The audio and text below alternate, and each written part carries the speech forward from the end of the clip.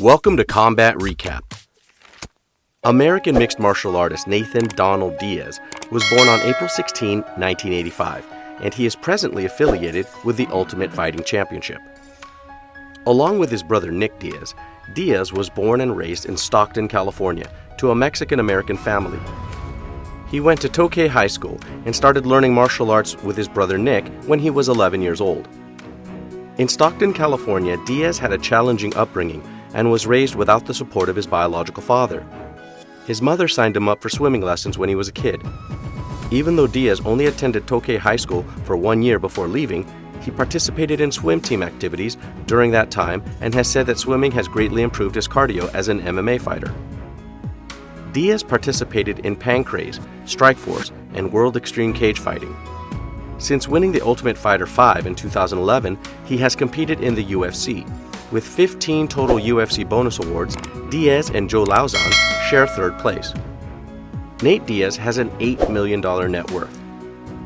On July 20, 2002, at the age of 17, Diaz engaged in a bare-knuckle MMA match against Robert Limon. This is said to have been Diaz's first competitive encounter. When Diaz made his official MMA debut, he mostly participated in World Extreme Cage Fighting. He competed against then lightweight champion Hermes Franca, but was defeated by submission in the second round at WEC 24 in 2006. After submitting Junior Asunciao and Alvin Robinson in 2008, Diaz requested more challenging opponents. At UFC Fight Night 13, Kurt Pellegrino was matched up to face him. In round 2, Diaz submitted Pellegrino with a triangle choke. Diaz had time to flex for the fans and raise 2 middle fingers before Pellegrino gave in as the choke was secure. The veteran Josh Neer was subsequently defeated by Diaz in the UFC Fight Night 15 main event by split decision. On January 11, 2010, Diaz fought Gray Maynard in the main event of UFC Fight Night 20 and lost by unanimous decision. This was a rematch from their earlier encounter in the Ultimate Fighter 5 lightweight tournament semifinals, which Diaz won. On March 27, 2010 at UFC 111, Diaz made his welterweight debut against Rory Markham, a product of Militich Fighting Systems and a skilled striker. Markham came in at 177 pounds, while Diaz came in at the welterweight limit of 171 pounds. As a result, the bout was converted to a catchweight contest. Diaz eventually prevailed in the bout by first-round TKO. At UFC 125 on January 1, 2011, Diaz took a fight against South Korean fighter Dong Young Kim. Diaz was defeated by unanimous decision in the bout. On April 30, 2011, Diaz faced Rory McDonald at UFC 129. Diaz was unable to put up any meaningful offense and was defeated by a unanimous decision. Diaz said that he would be dropping down to the lightweight class after the defeat. After several years of practice, Cesar Gracie awarded Diaz his Brazilian Jiu-Jitsu black belt. A month before his match against fellow Brazilian Jiu-Jitsu black belt Jim Miller, he received his black belt. Diaz obtained his Brazilian Jiu-Jitsu black belt in 2012 at the Cesar Gracie Training Center in Pleasant Hill, California. Nick Diaz Academy is a Brazilian Jiu-Jitsu academy that Diaz co-owns with his brother in Stockton, California. The Diaz brothers have collaborated with California Finest to create a line of legal marijuana pre-rolls. On December 8, 2012, Diaz and Benson Henderson squared off for the UFC Lightweight Championship at UFC on Fox 5. Diaz was defeated by unanimous decision in the one-sided fight. Diaz signed an 8-fight deal with the UFC 3 weeks before the title match. On the Ultimate Fighter 5, which featured only lightweight fighters, Diaz competed for Gents Pulver Squad. Rob Emerson was beaten via submission in the first round, while in the quarterfinals, Team Pulver partner Corey Hill was defeated with a triangle choke submission. In the semifinals, Diaz submitted Gray Maynard of Squad Penn to go to the finals, where he met Manvel Gamburian, who was forced to submit out in the second round after inadvertently dislocating his right shoulder while trying a takedown, giving Diaz the victory through submission. Diaz won the Ultimate Fighter 5 with the victory. At UFC on Fox 3 on May 5, 2012, Diaz next fought Jim Miller for the bulk of the first 2 rounds. Diaz outboxed Miller, and towards the conclusion of the first round, Diaz even downed Miller with a straight left.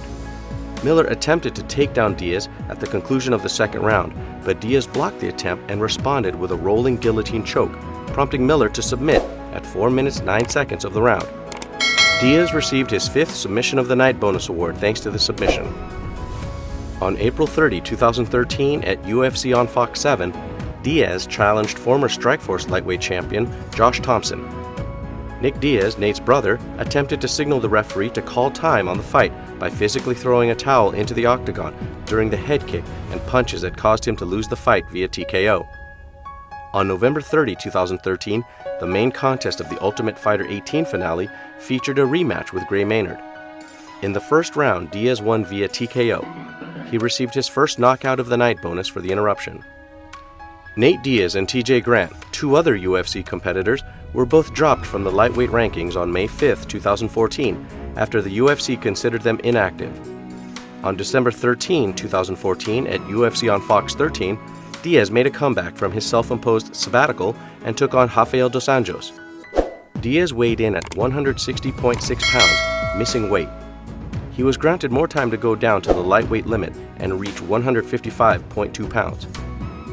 A fight between Diaz and Matt Brown at welterweight for UFC 189 on July 11, 2015 was briefly mentioned. However, Brown said that the partnership had been abandoned in the middle of April. Diaz made a comeback to take on Michael Johnson at UFC on Fox 17 on December 19, 2015, after taking a break for more than a year. He prevailed by unanimous decision in the match. In lieu of an injured Rafael dos Anjos, Diaz was scheduled to fight Conor McGregor on March 5, 2016 at UFC 196. Diaz only had 11 days' notice, therefore there was not enough time for him to make weight cuts. Hence, the bout went place at welterweight, 170 pounds. In the second round, Diaz submitted the opponent to win the bout.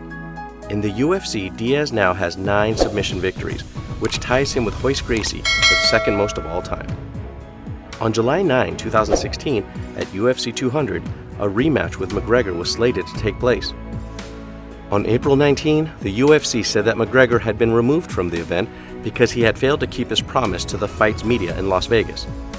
The fight with McGregor was then rescheduled for the following month at UFC 202, this time at welterweight. Diaz was defeated in the rematch by majority vote. Fight of the Night honors were once again given to the competition. Diaz broke the USADA regulation during the UFC 202 post-fight press conference by using a CBD cannabis vape pen less than 4 hours after the bout. Since CBD is not a PED, he was not penalized. Shortly after making the regulation modification, USADA removed CBD from its list of prohibited substances. On August 3, 2018, it was revealed that Diaz would make a comeback on November 3 against Dustin Poirier in a lightweight fight after a 2-year hiatus. At UFC 241, Nate Diaz made his return to action on August 17. He competed against Anthony Pettis in the co-main event welterweight fight. He outclassed his opponent and won via unanimous decision. On May 15, 2021, Diaz was slated to meet Leon Edwards at UFC 262, making it the first time a non-main event and non-title fight had been set for 5 rounds. Let's now examine Nate Diaz's next match. In his next bout, Nate Diaz hopes to take advantage of the talented Michael Chandler. Following his remarkable victory against Tony Ferguson at UFC 274, Michael Chandler generated a lot of discussion. With his knockout of Ferguson, the former Bellator champion may have delivered the year's most shocking knockout. Tony Ferguson is knocked out by Michael Chandler. While Chandler had some strong comments for the person he wants to fight next, it seems that Nate Diaz has also taken an interest in him. Since losing to Leon Edwards at UFC 263, the Stockton athlete hasn't competed. Despite the fact that he has been sidelined for almost a year, he still wants some Chandler. Chandler was willing to take on Diaz, who had stated that he may fight on July 30 at 170 pounds. The Stockton star then requested that the UFC schedule the contest. UFC had me on hold for a year, but Chandler is clearly ready to fight, so bring over a contract, please. Do you think the fight between Nate Diaz and Chandler will happen this July? Or will UFC grant Nate's request to take on the fight with Chandler? Let's know your take on this. Leave a comment down below. Thank you for watching Combat Recapped. Don't forget to subscribe and hit the notification bell. See you in the next video.